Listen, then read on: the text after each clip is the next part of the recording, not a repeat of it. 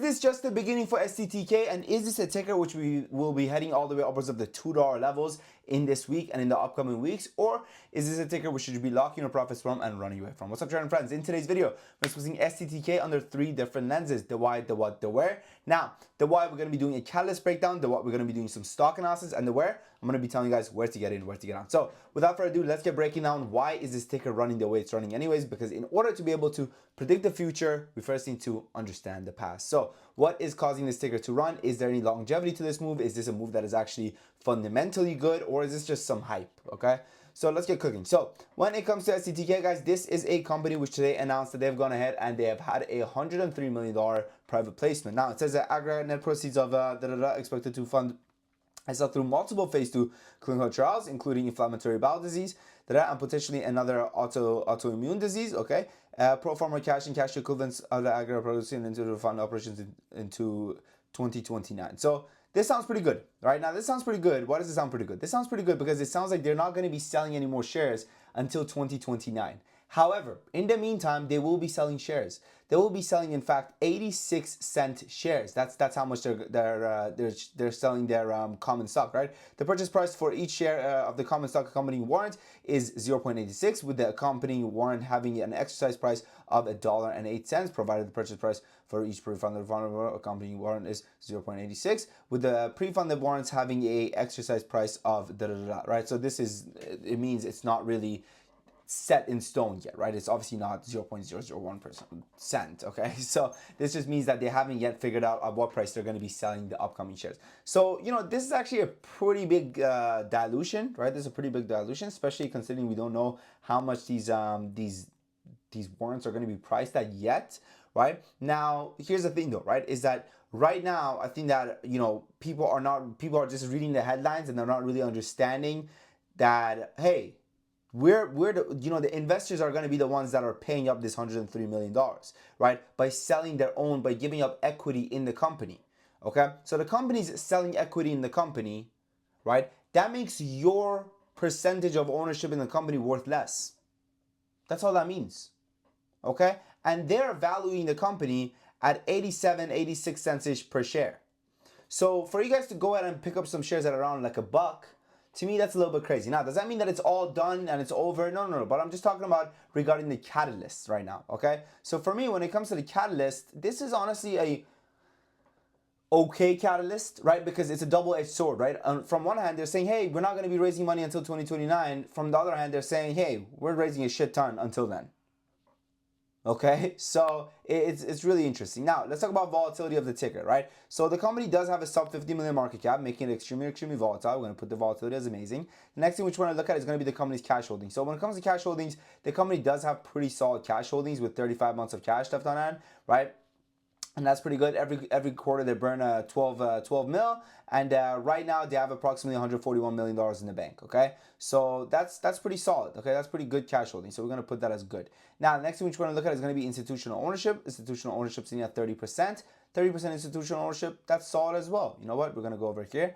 Put institutional ownership as good as well. Now, the next thing which we're going to look at is going to be probability of diluting, right? So historically, they have diluted a lot, right? And right now, they did just announce this pretty much, it's an offering, okay? Whether you like it or not, yes, it's a private placement, but it's an offering, okay? All right, it's dilution, okay?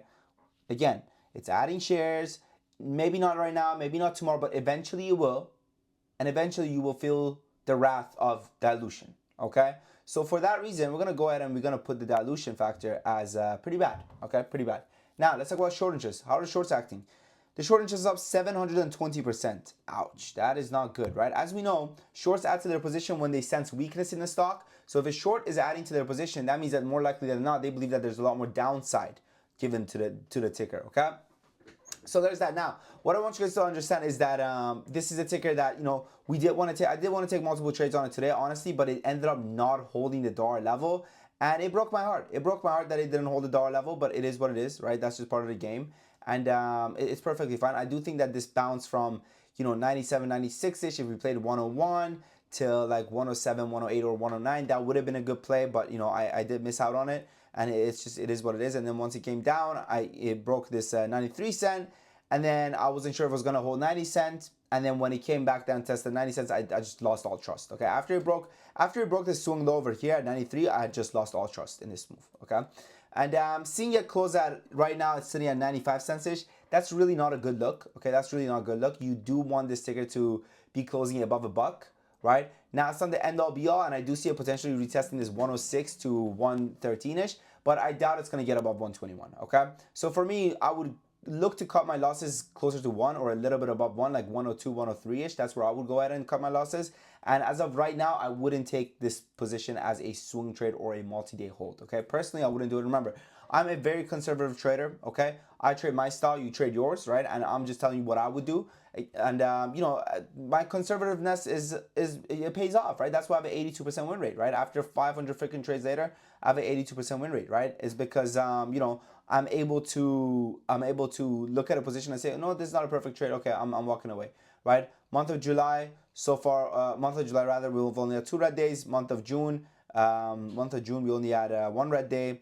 Month of May, 3 red days. Month of April, no red days at all. Month of May, 1 red day. Again, right? Remember, like this is after 500 trades later. So, you know, if you guys want to trade alongside me every single day, our Discord right now is on a 50% sale for the next 10 members that join. Okay, it gives you access to day trade alerts.